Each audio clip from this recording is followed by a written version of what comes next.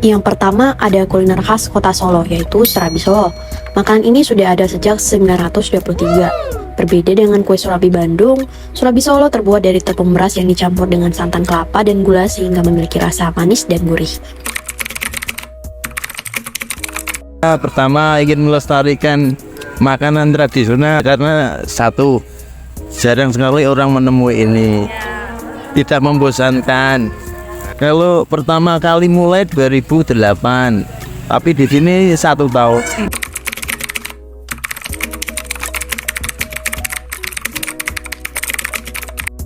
Kalau viral bagi kami itu hanya masa saja. Itu bisa, tapi kalau ini itu bisa berlanjut sampai terus gitu.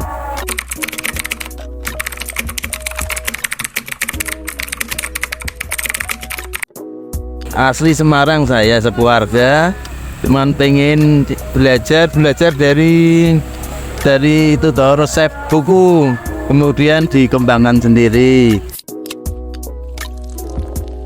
Nah, selanjutnya ada jajanan khas kota Palembang nih, yaitu pempek. Pempek pertama kali ditemukan pada zaman Kerajaan Sriwijaya sekitar abad ke-7. Peninggalan prasasti Talang Tuo itu memperkuat bukti makanan khas daerah Palembang ini dengan menyebutkan terdapat makanan yang berasal dari ikan dan tanaman sagu.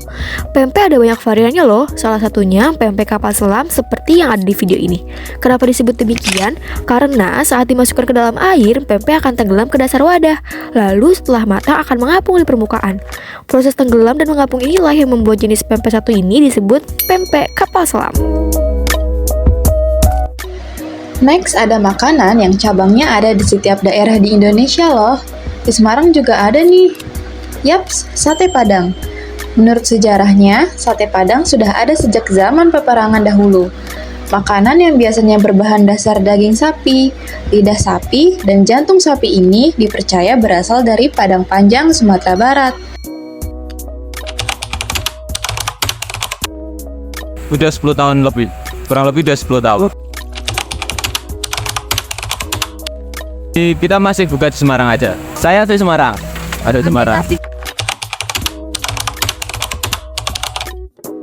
Kalau masaknya dari bos, jadi bos itu dulu turun menurun bumbunya.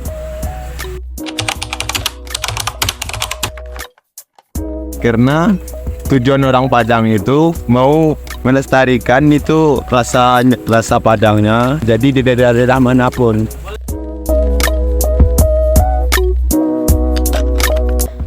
Selanjutnya ada gudeg koyor. Makanan ini merupakan salah satu makanan khas kota Semarang. Tak sama dengan gudeg versi Yogyakarta, gudeg koyor khas Semarang memiliki cita rasa lebih gurih, berkuah dengan rasa sedikit pedas. Bahan utamanya merupakan koyor atau tetelan atau urat dan tendon kaki sapi.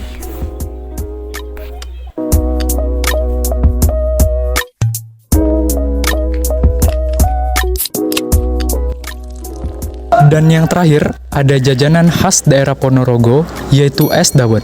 Dawet berasal dari desa Jabung, Ponorogo. Tanpa warna atau bening, tercatat dalam prasasti Taji Ponorogo pada abad ke-10. Kemudian mulai dikenal kembali pada abad ke-15 pada zaman Bupati Ponorogo, Batoro Katong, karena bermanfaat menyembuhkan orang sakit.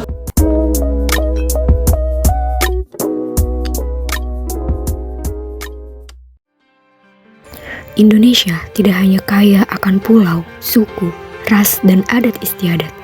Indonesia memiliki beragam kuliner khas yang sangat kaya. Kuliner menjadi aksi kita dalam melestarikan identitas bangsa. Sebagai warga bangsa Indonesia, sepatutnya kita mengikut sertakan kuliner Nusantara ke dalam menu kehidupan sehari-hari, memanjakan lidah yang tak tertandingi. Patutlah bangga menjadi bagian dari bangsa yang kaya akan keanekaragamannya. Kini, untuk bisa mengenal dan merasakan kuliner dari seluruh penjuru Indonesia, kamu tidak harus berkeliling dari pulau ke pulau. Semua makanan khas daerah sudah tersebar rata di Indonesia dan menjadi ajang untuk saling mengenal dan mengenalkan kuliner khas daerah masing-masing. Inilah kuliner kita. Kuliner Nusantara. Kuliner Indonesia tercinta.